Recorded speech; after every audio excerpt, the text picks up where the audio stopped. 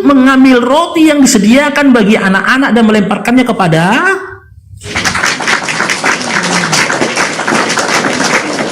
karena dia adalah gembala yang baik. Berdasarkan Yohanes 10, dia adalah gembala yang baik atas domba-domba Bani Israel. Dia tidak mau mengembalakan ini, guguk ini. Dia hanya domba, bukan guguk. Dan dia mengumpamakan orang-orang di luar dari Bani Israel itu adalah guguk. Dan kalau kebaca dari ayat sebelumnya ini, dari ayat satunya ini dimulai dari nomor 10 ini. Yesus itu risih, diikuti sama perempuan dari Kanaan ini tadi. Nah, lalu kita baca ya di nomor 26-nya.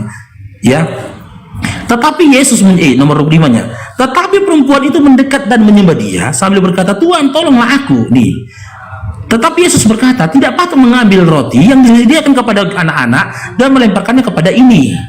Kata perempuan itu, "Benar," kata dia. Benar, Tuhan. Namun, guguk itu makan remah-remah yang jatuh dari meja tuannya. Lalu kita lihat di nomor 28-nya. Apakah Yesus menerima dia jadi domba atau malah menetapkan dia sebagai guguk? Maka Yesus menjawab dan berkata kepadanya, "Hai ibu, besar imanmu, jadilah kepadamu seperti yang kau kehendaki." Seketika itu juga anaknya sembuh. Perempuan itu tetap jadi guguk. Sementara temaku ini, aku mempertanyakan, adakah Yesus memperkenalkan dirinya kepada manusia sebagai Tuhan dan juga sesembahan? Kalau Anda membawa narasi tentang domba, Yesus hanya mengembalakan domba-domba tersesat dari Bani Israel. Jika ada narasi Yesus yang mengatakan dalam Bible, dia diutus untuk seluruh domba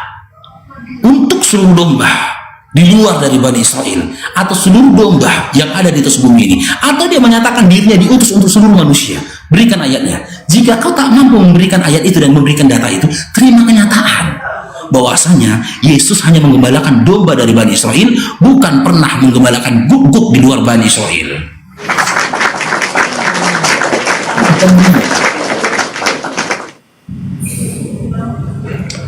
John Lee, silakan ditanggapin.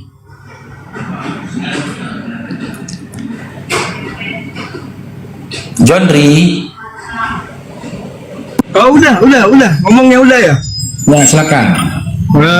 Jadi gini, gini loh, Ruk, ya.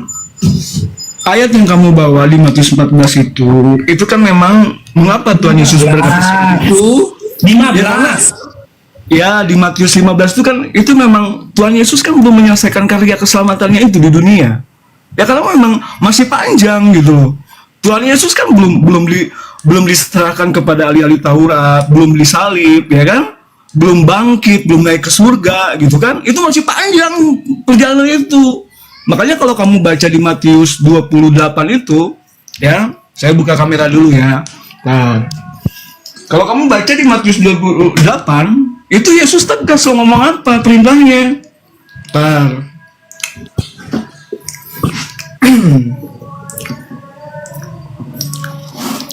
Nah, sini Alkitab gue, bentar ya. Gue buka dulu. Nah, ini nih. Di Matius.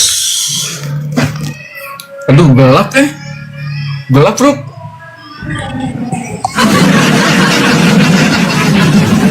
Ini, Ruk. Matius 28 berapa? Biar kita bacakan. Bentar, Ruk ya. Aduh, gelap banget, Ruk, ini, Ruk. Bukan gelap, malah kelihatan dompet gue yang tebal ini, Ruk. Matiin aja deh. Dia gue bacain aja, Ruk ya.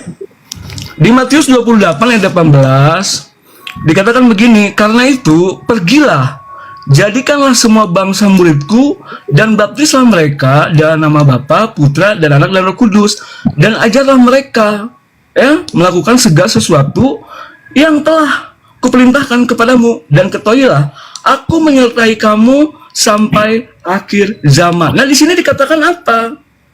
Ya, dikatakan pergilah dan jadikanlah semua bangsa, berarti seluruh. Jadi nggak hanya terfokus kepada bangsa Israel, enggak, tetapi seluruh bangsa. Israel, suku-sukunya. Aduh, jangan kau bodohin orang. Jelas ya? Jadi makanya aku bilang tadi yang Paruk bawakan itu, yang Paruk bawakan tadi itu di ayat 15 itu, ya, di Matius 15 itu kan berbicara Yesus kan belum menyelesaikan karya keselamatannya. Yesus belum disalib, Yesus belum bangkit dari kematian, Yesus belum naik ke surga gitu loh, Rup. Jadi kalau kita membaca ayat itu memang harus sampai selesai gitu loh. Kalau kamu cuma terfokus di ayat di Matius 15, tapi kamu nggak baca sampai selesai, ya akhirnya kamu Tapi sedikit bang, di situ sedikit gitu loh. ya. Tapi begini bang, banyak ayat di Bible itu yang ditambah-tambahin sisipan, ya. Ya itu Jangan dulu ke sana. menurut akalmu yang sinting gitu. Al-KTP. Gak usah dulu. Iya emang. Bang Itu Al-KTP jangan menurut, ke sana menurut dulu. otakmu yang dangkal itu. Oke. Ini tadi ayat yang kamu kasih ya, Jandri ya. Ya, Matius 28. Nomor 18 sampai 19. Tapi poin 19 sebenarnya dari yang kau sampaikan tadi. Ya, oke. Sekarang saya tanya sama Jondri. Dari Matius 28 ini, dari nomor 18 sampai 19, sebut satu kalimat di mana narasi dan juga redaksinya mengarah kepada domba. Di mana? Adakah di sini, adakah narasi di dalam Bible, di dalam kitab ini, di mana Yesus mengatakan, jadikan semua bangsa domba-dombaku. Domba itu bukan bermakna itu kepada binatang, bukan. Domba itu berarti pengikut. Makanya Yesus katakan, akulah gembala. Itu kan sebuah makna perumpamaan, kiasan.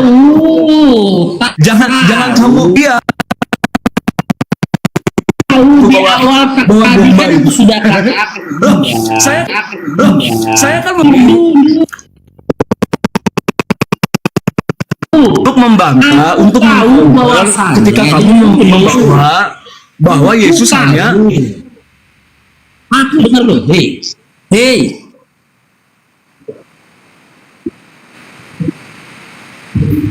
Saya tahu kata domba di situ, ya. Kan itu saya bilang tadi, bukan benar-benar domba. Dan orang di luar Bani Israel diumpamakan Yesus dengan guguk.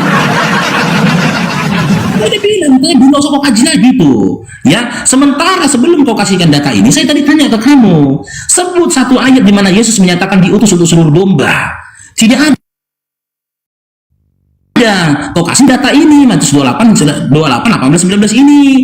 Dari narasi ini di kitab yang kau berikan ini tadi, Matius 28, 19 ini. Nah, di mana narasinya Yesus mengatakan, jadikanlah semua bangsa domba-dombaku? Ada? Tidak ada. Di dalam Matius 28, 19 ini, sebelum saya mengkaji tentang kebenaran dari ini semua, ya, ayat tambahan ini atau benar-benar perkataan Yesus, kita kaji. Di sini Yesus mengatakan, jadikanlah semua bangsa muridku, bukan hambaku. Kenapa kalian tuhankan dia? Harusnya kalian panggil dia guru, bukan Tuhan. Itu yang pertama. Yang kedua, ya, di dalam tradisi Yahudi, ya, seorang guru itu dipanggil dengan sebutan rabi, ya, rabi Yahudi. Seorang laki-laki yang belum menikah itu tidak boleh menjadi rabi, boleh jadi guru. Kau baca, kau searching itu informasinya. Tidak boleh seorang laki-laki itu menjadi guru ketika dia belum menikah, pada posisi usia dia sudah pantas untuk menikah. Yang ketiga, kalau kau paksakan data ini, berarti dalam Matius 15 nomor 24, Matius 10 nomor 5 sampai 6, Yesus sudah berdusta. Di sini diajarkan murid-muridnya, ya, karena itu pergilah, jadikanlah semua bangsa muridku, kata Yesus. Sementara dalam Matius 10 nih, dia berkata lain, berarti dia berdusta waktu itu. Karena omongannya berubah-ubah. Ini Matius 10 nomor 5 sampai 6. Nih, kita buka datanya. Nah, Yesus mengutus ke-12 rasul. Ke-12 murid itu diutus oleh Yesus, dan ia berpesan kepada mereka. Ingat nih pesannya Yesus ini, ya.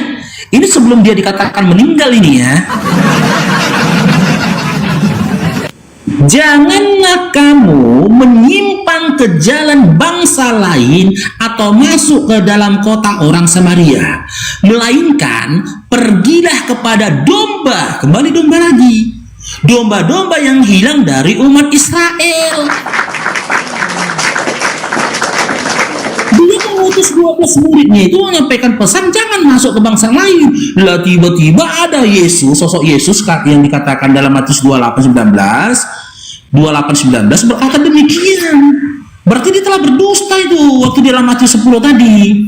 Gitu loh. Harus terima kalian konsekuensinya, risikonya. Mengakui Yesus itu berdusta nih. Karena itu, pergilah jadikanlah semua bangsa muridku. Dan baptislah mereka dengan nama Bapa dan Anak dan Roh Kudus, dan ajarkanlah mereka segala sesuatu yang telah kuperintahkan kepadamu. Dan ketahuilah aku menyertai kamu sampai dengan akhir zaman nanti. Nah, sekarang menjadi pertanyaannya, ya, jawab Jendri. Ya.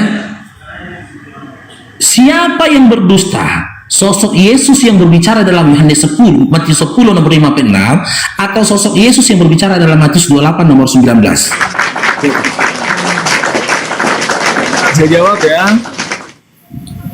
Yang berdusta itu ya saudara saudara Paruk lah. Karena itu, iya, mengapa saya katakan justru saudara Paruk inilah yang penuh dengan kedustaan, manipulatif begitu loh, penuh dengan kedustaan, dusta yang nyata gitu loh. Ketika saudara Paruk membawa Matius itu, saya kan tadi sudah bilang Tuhan Yesus itu dalam pekerjaannya, dalam karya keselamatannya itu, ya toh, dia memang memiliki rancangan gitu loh. Ya. Di mana tertulis itu? Di mana tertulis itu? Penyampaian Ya itu yang tadi kamu bawa itu. Makanya Tuhan Yesus memberikan nasihat kepada murid-muridnya. Ya kan? Janganlah kamu, karena memang belum selesai. Makanya ketika di kayu salib itu, ketika Tuhan Yesus itu di kayu salib, Tuhan Yesus ngomong apa? Ngarang ini. Sudah selesai. Bentar. Data, saya minta data. Parah nih Saruk ini, gue mau ngejelasin. Sabar. Tadi kau kan mengatakan makanya kan bahwa di kayu Yesus belum salib selesai. Bentar dulu. Ketika di kayu salib Yesus itu, belum Tuhan selesai Yesus ini ngomong kan. apa? Sudah selesai. Sudah selesai itu berarti ya segala sesuatu yang Tuhan Yesus rancang itu, yang telah dirancang oleh Allah itu udah selesai semuanya. Jadi jadi berbicara tentang apa yang kamu bawa itu nasihatnya Yesus kepada murid-muridnya. Janganlah kamu pergi ke daerah Samaria. Itu adalah nasihat Tuhan Yesus kepada muridnya. Karena apa? Karena karya keselamatan itu belum selesai. Dan ketika segala sesuatu itu sudah selesai, dan ketika rancangan itu sudah tergenapi, baru Tuhan Yesus ngomong apa kan di kayu salib? Sudah selesai. Paham? Gitu loh Pak, kamu cara berpikir. Makanya saya bilang, ketika membaca Alkitab itu jangan cuma sepotong-sepotong. Kamu kan cuma bawa ayat-ayat, misalkan ayat Matius 15. Bentar. Tapi Matius 28 nggak kamu baca. Jadi cuma kayak apa ya? Kayak film tuh kamu cuma nonton setengah gitu loh. Kayak nonton film, kamu tuh nggak sampai selesai itu film. Nontonnya cuma di tengah-tengah. Makanya kamu nggak ngerti. Johan Ray, bisa saya Jadi ngomong, ketika Johan Ray? kamu nanya, siapakah Yesus yang berbohong itu? Yang berbohong itu yang saudara saudara. Johan Ray, tadi kau bernarasi bahwa Yesus belum selesai kan? Nah, sekarang coba kita baca di Kisah Para Rasul 16 ayat 6. Kalau memang betul Injil itu diperintahkan untuk ke seluruh dunia ya, saya baca, kau bacakan ya, kau baca ya. Kisah Para Rasul 16 ayat 6. Mereka melintasi tanah Frigia dan tanah Galatia karena Roh Kudus mencegah mereka untuk memberitakan Injil di Asia. Dan setibanya di Misia, mereka mencoba masuk ke tanah Bitinia, tetapi roh ini ya, berarti Yesus sudah diangkat ya. Roh Yesus tidak mengizinkan mereka. Tidak ada perintah untuk pergi ke seluruh bangsa, ke seluruh dunia.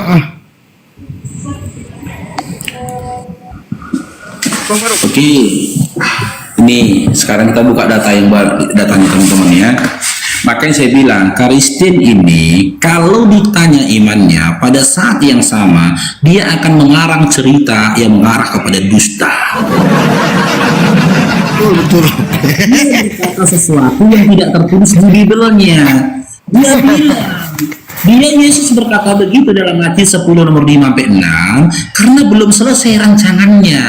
Dapat informasi dari mana kau hal itu, John Lee? Sementara dalam Biblemu tidak termuat narasi seperti itu, di mana Yesus mengatakan dalam Matius 10 nomor 5 sampai 6 di ayat selanjutnya Yesus nggak pernah berkata, sesungguhnya aku berkata kepadamu sedemikian rupa karena belum selesai rancanganku.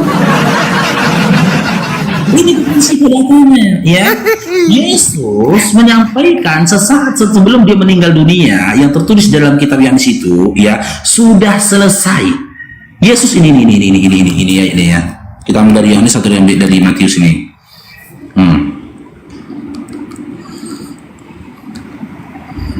Ini.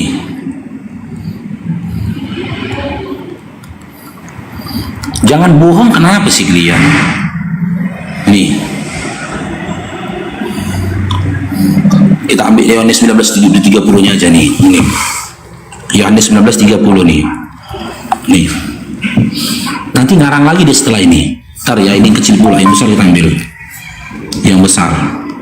Yohanes 19:30. Ini yang besar. Ini besar. Sesudah itu, sabar ya, agak blur, biasa iPhone. Sesudah Yesus meminum anggur asam itu, berkatalah ia, sudah selesai. Lalu ia menundukkan kepalanya dan menyerahkan nyawanya. Sudah selesai. Di sini dia berkata sudah selesai. Lantas, kenapa setelah menceritakan sosok Yesus yang bangkit dari kematian dalam Matius 28:19, ya, sementara Yohanes 19:30 dia mengatakan sudah selesai, dia malahan memberikan pengajaran-pengajaran yang baru. Ini pengajaran baru lagi dari dia, katanya udah selesai. Pengajaran baru dia dengan mengatakan, karena itu pergilah, jadikanlah semua bangsa muridku dan baptislah mereka dalam nama Bapa. Kok jadi berubah? Dalam Yohanes 19:30 dia bilang udah selesai. Kan gitu. Kitab Matius 28 ini adalah kisah, ya, apa yang dikatakan dilakukan Yesus setelah dia bangkit dari kematian dalam Bible kalian. Kurasa kok nggak tahu itu sejarah kitab ini. Matius 28 ini menceritakan apa pun nggak tahu kok ini. Di satu sisi dalam Yohanes 19:30 Yesus mengatakan sudah selesai. Di sisi lain setelah bangkit dari kematian dalam Matius 28:19 Yesus memberikan pengajaran yang baru. Jadikanlah semua bangsa muridku. Baptislah mereka dengan nama fulan.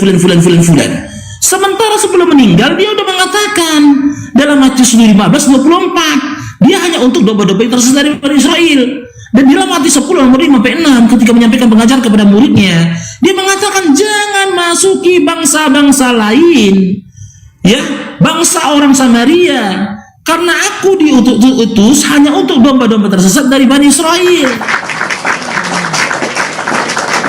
Sekarang saya minta sama Henry, berikan data di Bibelmu di mana Yesus memberikan narasi apa yang dikatakannya dalam Matius 15 dan Matius 10 itu karena rancangannya belum selesai. Kasih datanya silakan. Dan aku minta ketika aku bernarasi pakai data John Lee. Jangan ngarang ya. Aku udah capek 27 tahun aku di Kristen, ditipu-tipu sama pendeta, sampai aku. Lanjut kita ke belakang dulu, aku bentar. Iya, lanjut John aja. Silakan. Aku mau ke belakang bentar. Iya. Silakan Andre. Lanjutkan. Ingat itu ya, ini nggak anti rungkat.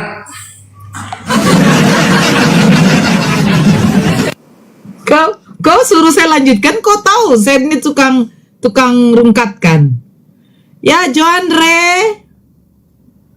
Lah inilah makanya aku bilang saudara Faruk ini emang dia nggak bisa baca bahasa Indonesia aja, dia nggak ngerti gitu loh. Iya, dia nggak ngerti bahasa Indonesia. Nggak ngerti dia bahasa Indonesia pun dia nggak tahu lagi ini. Dia taunya bahasa roh. Karena itu pergilah, jadikanlah semua bangsa muridku dan baptislah mereka dalam nama Bapa dan Putra dan Roh Kudus, dan ajarlah mereka melakukan segala sesuatu yang telah Udah aku kasih tau kayak gitu. Kau udah ngasih tahu kayak gitu. makna kayak begitu aja dia nggak ngerti. Nggak ngerti dia. Dia pikirnya dia ajar itu berarti ada ajaran baru. Aduh paham itu. Aduh si Faruk ini. Nah lalu si Faruk bertanya di mana dikatakan sudah selesai. Anda baca saudara Faruk di dalam Yohanes Sudah 19. selesai ini maksudnya tuh apa nih? Di dalam Yohanes 19 ayat 29 dikatakan begini, ya. Di ayat 20, Yohanes 19 ayat 20. Ya, Sesudah Yesus meminum anggur asam itu, berkatalah ia, sudah selesai. Sudah selesai. Lalu ia menundukkan kepalanya dan menyerahkan nyawanya. Sudah selesai itu berarti segala rancangan keselamatan itu, karya keselamatan Tuhan Yesus di dunia itu ya udah selesai. Baik itu dalam pengajarannya, baik itu dalam hal. Bentar dulu lah Nora, aduh parah kali Nora ini ah. Enggak, dia berkarya untuk apa? Ya karya keselamatan itu Nora, agar manusia itu Ini dimerdekakan. keselamatannya untuk siapa? Keselamatan agar manusia itu dimerdekakan dari perhambaan dosa, begitu loh Nora. Oh jangan kau ngerti, kau macam ngerti aja kau Nora. Kau nanti kau kasih uang juga, kau nanti kau kasih gepokan duit nanti kau paham. Apa? Iya, dia dimerdekakan dari mana? Bukan dia dimerdekakan. Jadi yang memerdekakan ini siapa? Jadi gambaran ilustrasinya itu Nora, ketika Nabi Musa itu ya membawa orang-orang Israel itu dari perbudakan di Mesir, ya. Nah, ketika Yesus datang ke dunia, Tuhan Yesus itu membawa orang-orang itu dari perbudakan dosa gitu loh. Oh, perbudakan dosa. Betul. Karena manusia itu hidup di bawah dosa pada saat itu. Siapa yang buat dosa? Ya manusia dong. Pertama kali yang buat dosa ini siapa? Ya Adam lah, Adam. Jadi Nah, Adam buat dosa. Dia enggak, aku serius nih. Adam, dia bagaimana caranya dia buat dosa? Dosa yang dibawa oleh Adam itu adalah ketika Allah itu memberikan apa? Memberikan sebuah perintah, janganlah kau makan, ya toh? Kau makan. Janganlah kau makan itu. Pengetahuan itu jika engkau memakannya, engkau akan mati, kan begitu perintahnya. Tetapi Allah memberikan pilihan lain, engkau boleh memakan buah yang lain, tetapi jangan buah yang ada itu. di tengah-tengah taman ini. Tetapi karena Allah itu memberikan kehendak bebas kepada ciptaannya, ya. Tentu Allah itu memberikan kebebasan gitu. Andre, biar enak ini. Jadi begini, pertama kali yang berbuat dosa adalah Adam ketika dia memakan buah pengetahuan yang ada di tengah-tengah taman itu, benar ya? Betul. Kan jadi pintar saya gara-gara kamu. Nah, kira-kira Tuhan tahu nggak waktu Adam mau makan dengan Hawa? Iya tahu dong, tahu. Oh tahu. Tunggu dulu. Ini aku apa ya? Yesus datang dengan karya keselamatan untuk memerdekakan manusia dari perbudakan dosa. Betul. Dosa yang dibuat oleh Adam pertama kali. Benar ya? Betul. Nah, jadi begini. Adam waktu makan buah itu, apakah Tuhan tahu? Bapa itu tahu, Allah itu tahu. Tahu. Terus dia biarkan aja. Loh, Allah kan memberikan pilihan, Nora. Kan Allah ngomong di dalam kitab Kejadian itu, engkau boleh memakan apa saja, tetapi pohon yang baik dan benar itu jangan kau makan. Kan itu perintahnya kan? Sudah diberitahu. Jadi waktu kan dimakan sama Hawa pertama kali nggak dicegah. Loh, Allah itu kan memberikan kehendak bebas di dalam diri manusia itu. Oh, jadi bebas gitu ya? Betul. Makanya kan Allah mengatakan yang memberikan menciptakan kehendak manusia bebas itu Allah seturut kan? dan segambar. Ya, yang memberikan hak kebebasan itu Allah sendiri. Ya manusia dong, diberikan oleh Allah. Iya, kan Allah yang memberikan kebebasan kepada manusia ini yang bernama Adam makan buah. Nah, betul. Tapi kenapa pula dia sudah memberi kebebasan terus jatuh dalam dosa, capek-capek dia turun untuk disalibkan? Maksudnya? Loh, begini loh. Yang disalibkan itu siapa? Allahnya atau siapa yang disalibkan? Loh, sekarang yang menjadi manusia ini Firman atau Bapa? Ya Firman dong, bukan Firman Bapa. ini berasal dari mana? Firman itu ya berasal dari Bapa. Berarti Bapa yang jadi manusia apa firman? Gini. Tentu harus gini Nora. Di dalam diri Bapa itu memiliki firman dan roh. Firman itu ya, sang logos itu adalah kecerdasan Allah. Itu adalah intelijensia Allah gitu. Makanya jadi kalau Bapak itu dulu, jangan terlalu panjang. Jadi kalau Bapak berfirman itu berarti dari pemikirannya berarti dia cerdas. Bukan. bukan. Ketika Allah itu menciptakan segala sesuatu itu kan dengan firman-Nya. Ya, betul. Makanya kalau kita melihat di dalam Kejadian 1 ayat 3, berfirmanlah Allah. Jadi manifestasi dari firman itu, ya toh, itulah dia Yesus itu yang di dunia itu, yang nujul ke dunia itu. Itulah perwujudan dari Allah itu gitu. Manifestasinya. Jadi yang menjadi manusia firman yang dari Bapa. Betul. Kan Yohanes 1:14 kan, firman itu. Firman yang dari Bapa ini, tunggu dulu. Firman yang dari Bapa ini menjadi manusia ini adalah Bapa. Waduh, kacau Nora, ya bukan lah. Manusia ini ya Tuhan Yesus. Kenapa dia jadi Tuhan? Tapi manusia bukan jadi Tuhan. Nah, Firman itu telah menjadi manusia, bukan firman itu telah. Nah ini makanya Edis bilang kalian tuh belum lulus. Kalian belum lulus tentang kata Tuhan. Itu benar, memang benar. Jadi Belum yang lulus menjadi kalian manusia, kata Tuhan. tunggu dulu. Ini firman ini menjadi manusia atau firman ini menjadi Tuhan? Firman, loh Yohanes 1:14 kan dikatakan tegas di situ kan, eksplisit. Firman itu telah menjadi manusia. Kan itu telah menjadi manusia, bukan Tuhan ya. Bukan Tuhan ya. Bukan. Tuhan, gini loh Nora. Tunggu dulu, jangan panjang. Gini Nora. Jangan kamu samakan pola pikir kamu dengan pola pikir orang Kristen, beda. Iya, bukan. Saya mau bertanya. Firman itu telah menjadi manusia. Manusia itu namanya siapa? Yesus. Di mana tertulis Yesus? Loh, di dalam Lukas itu. Loh, Lukas ketika berapa? malaikat Gabriel berkata kepada Bunda Maria, engkau akan menamai dia Yesus. Oh, berarti manusianya itu namanya Yesus. Betul. Manusianya. Berarti bukan Tuhan ya? Tuhan itu adalah title jabatan Tuhan Yesus di dunia. Siapa yang memberikan jabatan kepada Yesus sebagai Tuhan? Ya, di dalam Matius 28 itu kan dikatakan segala kuasa di langit dan bumi serahkan oleh Bapa kepadaku.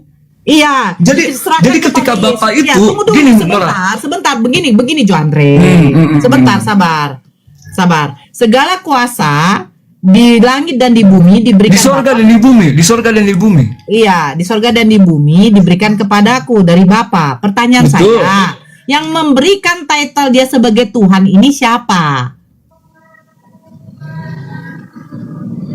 Iya, Lukas dong. Di dalam Lukas 2:11 kan dikatakan begitu.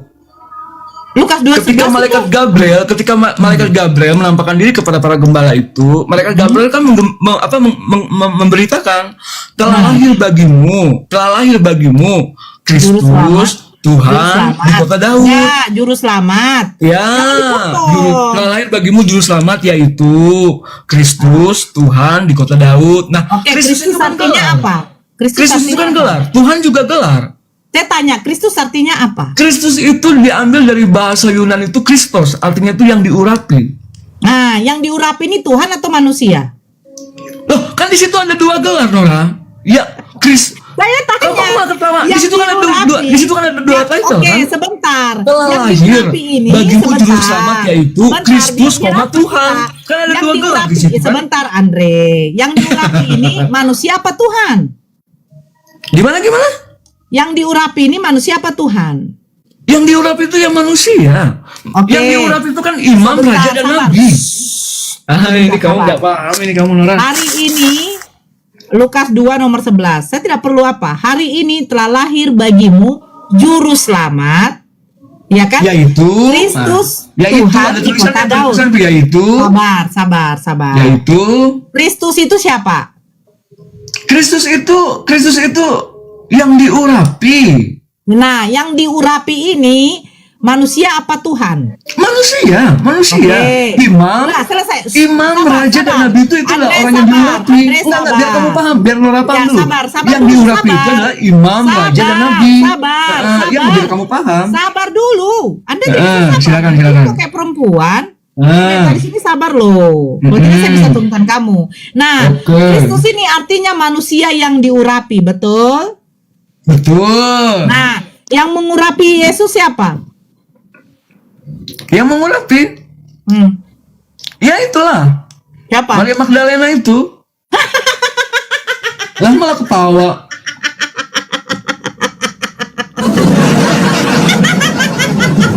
Wah, ketawa dia. Maria Magdalena ini siapa? Kenapa ketawa? Maria Magdalena ini siapa? Yang diurap itu kan dengan minyak, makanya diurapi. Maria Magdalena ini siapa? Makanya makna kata diurap itu kan Saya diminyaki. tanya, Maria Magdalena ini siapa? Murid Tuhan Yesus, murid, bagian dari murid Tuhan Yesus. Sejak kapan dia diangkat? Sejak kapan Yesus mengangkat seorang perempuan jadi murid? Loh, dia itu kan pengikut Tuhan Yesus juga. Dia kan bersama-sama dengan Tuhan Yesus. Gimana sih kamu? Saya bertanya, sejak kapan Maria ini diangkat Yesus sebagai murid? Dan terus yang kedua, Loh, Maria dia kan Magdalena ini bagian, siapa? dia kan bagian dari Sehingga para dia murid-murid berani itu. Dia yang menyentuh mengikuti Yesus. Tuhan Yesus. Dia kan bagian dari pengikutnya. Saya bertanya, Maria Magdalena ini seorang perempuan apa? Menurutmu perempuan apa menurutmu? Loh, menurut Bible, Maria perempuan apa? Hah? Iya, perempuan apa? Perempuan dia baik maksudnya. Perempuan apa dia? Iya, perempuan apa coba? Perempuan apa? Loh, saya tanya sama kamu. Iya, perempuan tidak baik maksudnya gitu. Maksudnya. Loh, saya bertanya sama kamu menurut Bible. Iya, perempuan yang tidak baik maksudnya gitu. Dan tanda petik. Dah, lu diem ya, biar dapat kita poinnya di sini nanti sama Bang Faruk. Ya, jadi begini ya Andre, dengarkan saya baik-baik. Dengarkan saya baik-baik, ini ilmu bagi kamu. Mudah-mudahan terbuka akal pikir kamu dan saudara-saudara yang di bawah. Jadi begini, saya ikutin saja narasi dia.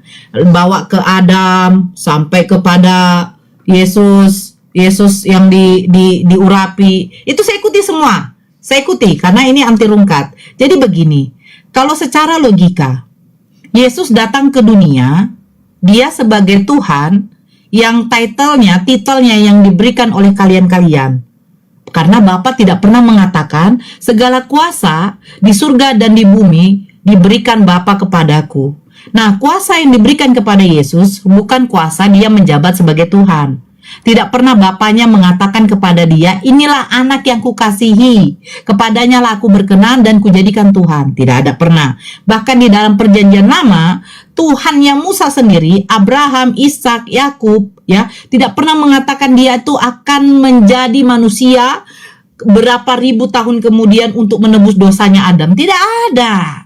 Karena apa? Yang menjadikan Yesus Tuhan satu, itu adalah ajaran Paulus di dalam Roma 14 nomor 9. Sebab itu Kristus telah mati dan bangkit supaya menjadi Tuhan. Supaya menjadi Tuhan dia harus mati dan bangkit. Ajaran Paulus yang menjadikan Yesus itu adalah Tuhan. Sementara Yesus mengajarkan kepada pengikutnya, ada yang harus disembah, yaitu siapa? Bapa yang menciptakan langit dan bumi. Banyak tertulis di dalam apa? Matius, Markus, Lukas, bahkan Yohanes menuliskan Yesus hanya mengajarkan menyembah hanya kepada satu-satu Tuhan, yaitu Bapa yang menciptakan langit dan bumi. Yang menjadikan Yesus Tuhan itu adalah ajaran dari Paulus. Bahkan Paulus sendiri bertentangan ajarannya dengan Yesus. Yesus mengatakan selagi dunia ini belum runtuh, hukum Taurat itu masih berlanjut, masih dilaksanakan. Tapi Paulus mengatakan apa? Yang hidup di bawah hukum Taurat itu terkutuk, bahkan tidak dibenarkan di hadapan Allah. Jadi paham ya Andre ya? Kalau kamu berpikir, makanya saya tadi tanya, apakah Adam berbuat dosa? Itu tahu Allah Bapaknya? Tahu kata kamu.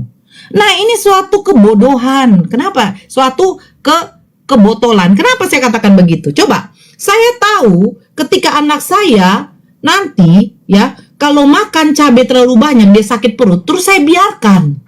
Saya biarkan anak saya makan cabai terlalu banyak. Akhirnya apa? Mencret dia. Yang rugi siapa? Saya. Karena saya harus bawa dia berobat.